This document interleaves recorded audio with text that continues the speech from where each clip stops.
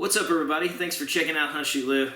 I've got a requested video today. I'm going to be talking about scopes, rifle scopes, and then since I've got a lot of people who listen that shoot pellet rifles, I want to make some comments on pellet rifles too. But I would like to do a video, something like I wish that I had had about 15 years ago, 20 years ago, to help me make better choices as I selected rifles. So I'm going to start off with giving you some objective information, some good useful information that I think is just fact. And then I'm going to share some very subjective information that is my opinion that I believe will be helpful that I'm going to share with you. So first off, and I think this comment is going to apply to both pellet rifles or to your rifles in general, but when considering buying a new scope, the most important thing for you to consider is what is the application that you are going to use that scope for. Now let me explain. I know that seems like a little duh, master of the obvious, but let me be specific. If you know that you want to shoot long range, then I think there's certain things that you need for your scope that you're just going to have. And if you settle for something less, you're not going to be satisfied. You're going to sell it and upgrade, sell it and upgrade until you finally do end up with the thing that you wanted to begin with. So and that comes into some of these objective details. And I can't go over every scenario that might fit you, but let's talk about the different things that you are looking for that and the things that you get from those when you're looking for a scope. So I have a variety of scopes here. I'll do some close-ups of these scopes so you can see some of the different features of them. But the first thing that you want to consider is the objective diameter. Now, I'm not saying that this is a list of from most important to least. That's just the thing that I picked first. So the objective diameter, which is the diameter of the end of the scope here on the big end. And the reason that that's important, and I think that it goes a close second with that one, would be your diameter of your tube. The larger objective diameter of the end of your scope and the tube of your scope is going to allow for more light to be gathered by that scope. So if you're interested in a brighter picture through the scope, or if you are a hunter and you're wanting to utilize this early in the morning, late in the evening to help positively identify game and pull off shots right to the last possible legal second, then the objective diameter on the front and the tube diameter is going to make a big difference there. A lot of these things that I mentioned, especially when you add these different points together, that's what increases price. A lot of times your bigger objective and your bigger tube equals you're paying a little bit more. That equals more cash for that. But I think that's the biggest thing that you get from that. Now, also something that is going to be a major consideration is your total magnification range that you can cycle through. This is an old Leupold VX-3 that I've got. This one cycles from, gosh, I don't even know what it is, 6.5 to 20 on this bad boy. This was my grandfather's, so it's, gosh, 30 years old or more. But it still works, serves its purpose. But, so we got 6.5 to 20 on that one. I got 5 to, on this Nightforce ATACR, I got 5 to 25. I've got 5.5 to 22 on my Nightforce NXS. I got a Zeiss that's 5 to 25, so forth and so on. So that's another thing that price is going to go up when you get that more ideal, wider range of magnification. 5 to 25 is usually going to be more expensive than if you try to find a Leupold 6 to 18 or whatever that works out to be. Bigger magnification range equals more cash. You add that also with a bigger objective and a bigger tube, cash. So price goes up. But so what do you get from the increased magnification range? So if you're like with this old VX3, something that happens with a 6 power is that's pretty dang tight if you're shooting 100 yards or less, especially 50 yards or less. I don't like that. And there's a really big difference even from 5 power, a weapon that starts at 5 power, and a weapon that starts at 6 power. So that's something to consider. In my opinion, it's worth it to pay a little bit extra to get something that's 5 to 25. You know, the 5.5 to 22 even is still better than 6. Certainly 3 to 18 is a good range. I think this VX-5HD, it's 3 to 15, and that's a really good magnification range. But you know, that clipped it up a couple dollars on that particular scope. It has a large objective, it has a large tube, it has the turret, and it has the wide, you know, a good magnification range. Starts low, goes high. You pay more for that. But what's your intended application? If you are only gonna shoot 200 yards and further, then a scope that starts at 6 power is no big deal. Even, my gosh, if you're going to shoot 200 yards or further, probably a scope that starts at 12 power is no big deal. Or some of you might say, well, my gosh, this is my specific long-range rig. I don't care if it starts at 12 power. Nightforce bench rest that I used to have, it started at 12. It was like 12 to 42. And that was my purpose for that gun. I shot long range with it. I was not really shooting anything closer than 400 or 500 yards. So that worked perfectly well for me on that gun. So, you know, what's your intended purpose? If you're shooting real tight in all the time, so you pellet rifle guys, I really don't think you're going to want a scope. First off, you don't really need a 25 power at all. I think maybe like that Leupold would be a good range. At 3 to 15 is a really good range. I would think anything that's starting at 5 or 6 is not necessary. You know, ideally, even for a pellet rifle, it might be good to have a scope that's like 1 to 6 power or 1 to 8. I'm not sure which one of those that range comes in, but that would be definitely very useful. You know, your super close shots, and then that 8, 9 power, whatever, on the top end is absolutely going to be great for 100 yards or so. But I think, you know, 3 to 15, that would be good for that range. But so what range fits your need? If you need if you want to do both, I want to shoot closer and I also want to shoot 500 yards, 1,000 yards, 5 to 25 is really good. If you're shooting, nope, I shoot 100 yards or less all the time, then I would probably want, you know, 3 to 15. 3 to 9 is fine. You certainly open up a lot more opportunity at the lower magnification and also a cheaper price range. But then again, do you want a lower magnification with a huge objective on the end and a large tube diameter? That stuff gathers more light, and you know, again, each time you check off one of those boxes, you're kicking the price up. So the next thing that would be worthy of mention would be, do you want a adjustable turret on top?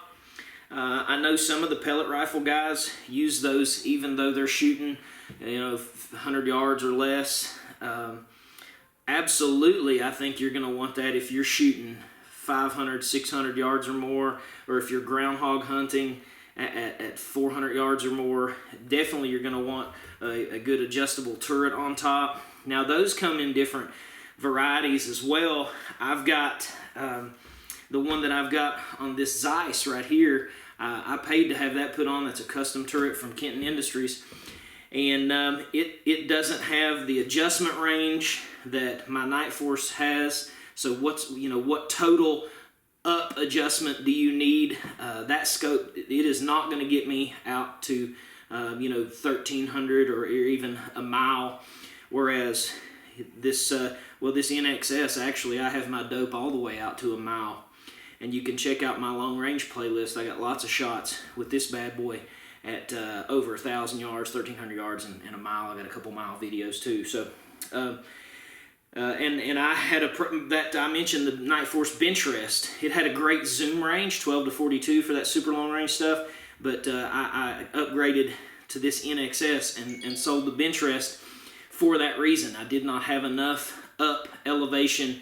I could only get to, I had to actually top it out and then use the very bottom of my ballistic tree in the reticle, and that would get me on at 1,300 yards. So when we started shooting a mile, I just had to upgrade.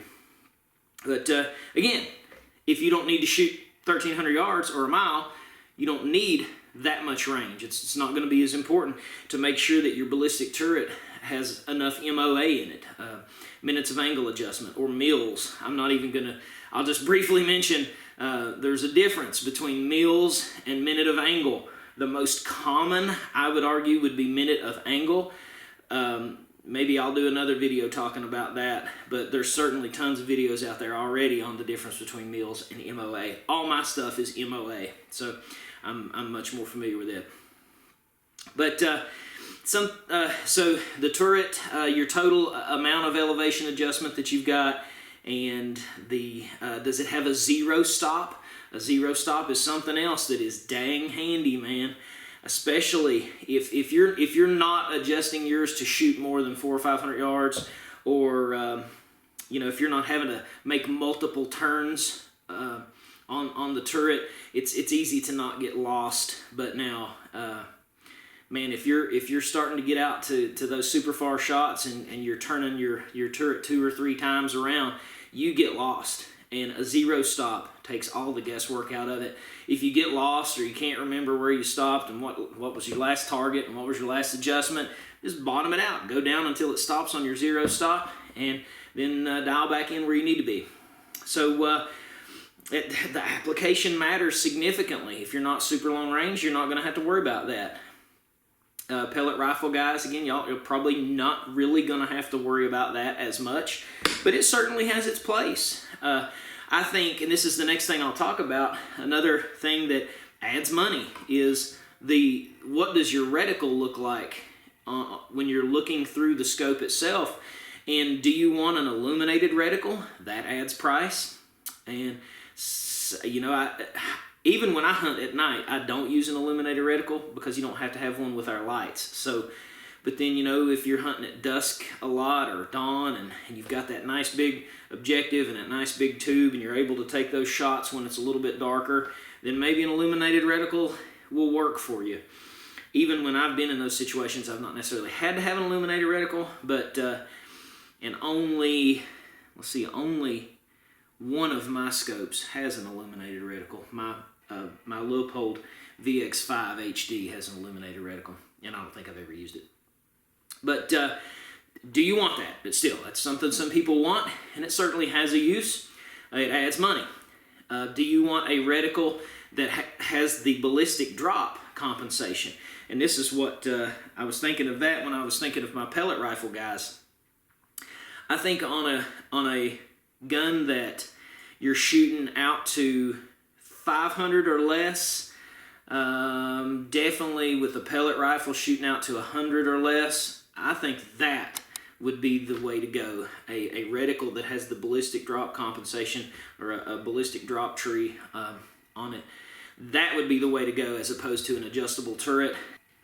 Probably when there's not as much adjustment that's necessary, I think the ballistic tree on the inside is really helpful. My Burris Fullfield 2 that I have here on my muzzleloader, that's what I use for it. I've killed deer out to 200 yards with that, and you do have to use a couple lines of the drop compensation to do that.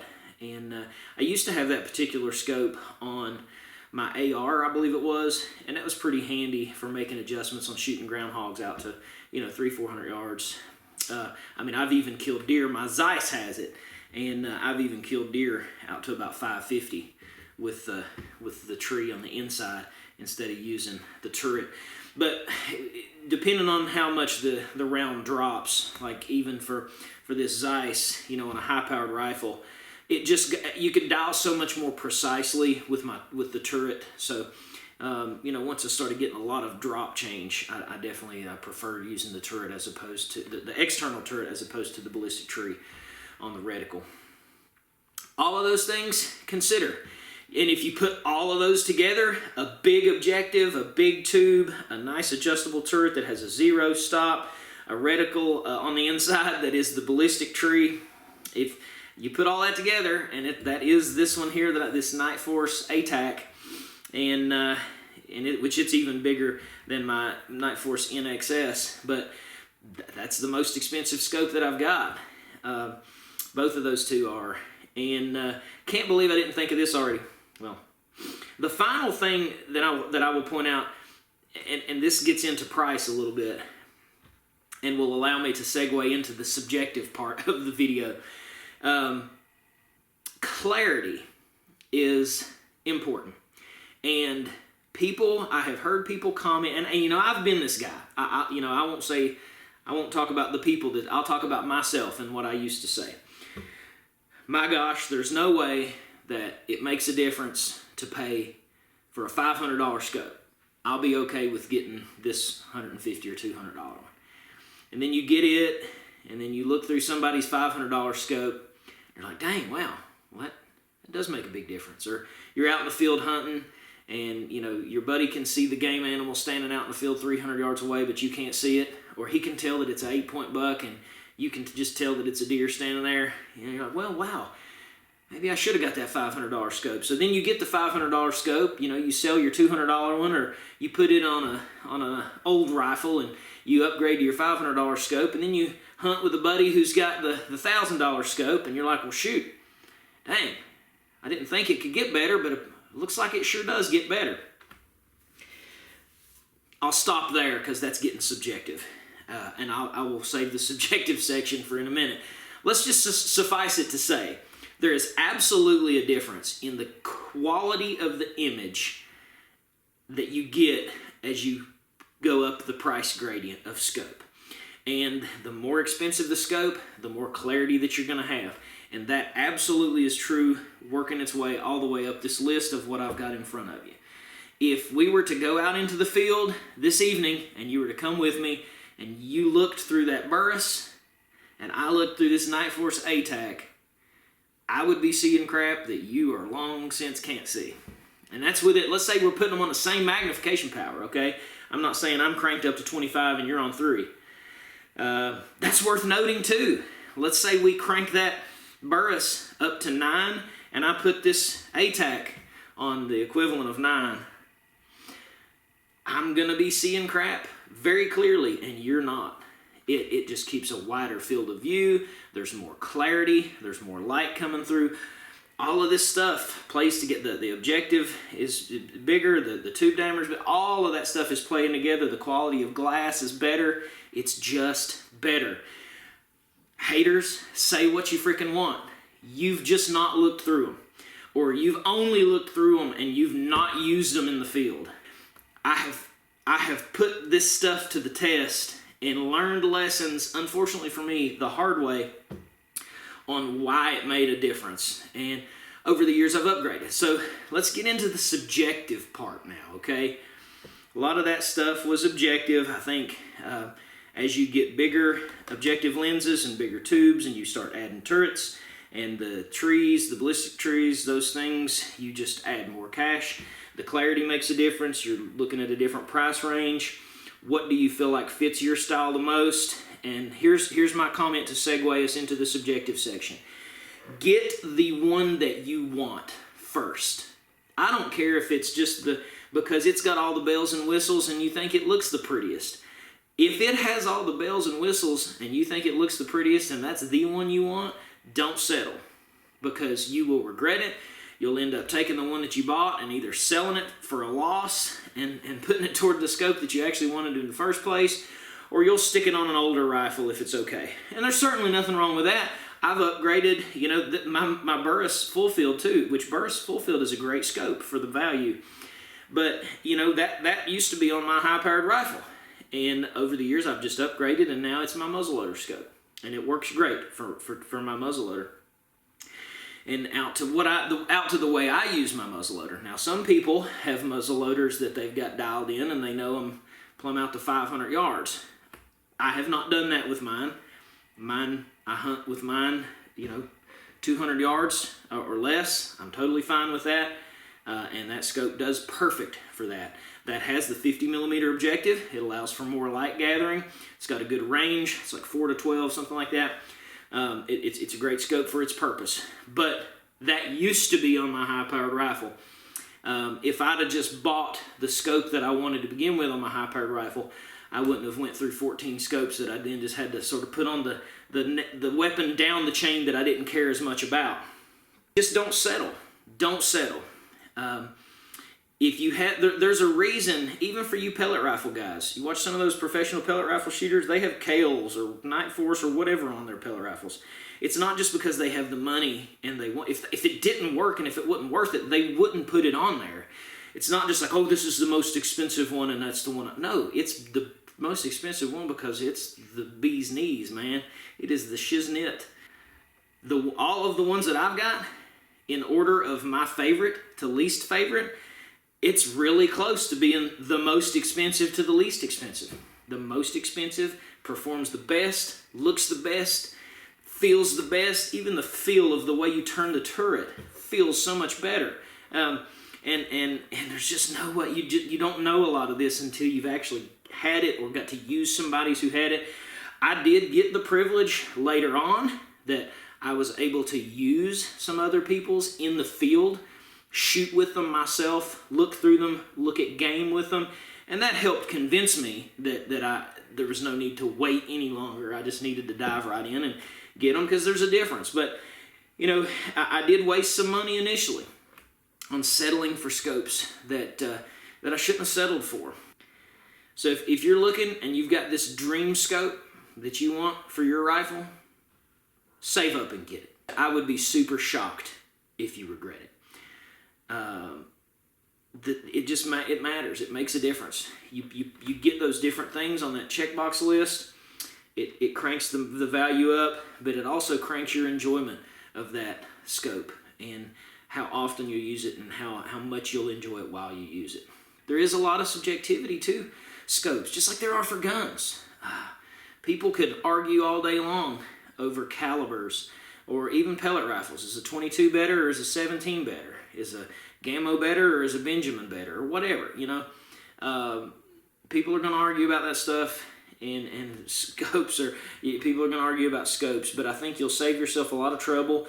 Know what you have to have. Make sure that the scope checks all those things off, and then when you're narrowing it down and you're looking, you know, if you've got about 3 that you've narrowed it down to, but one of them is just so expensive, but you really, really like that one, but you just don't want to pay that much, save up an extra 6 months or an extra year, whatever, and just get that one.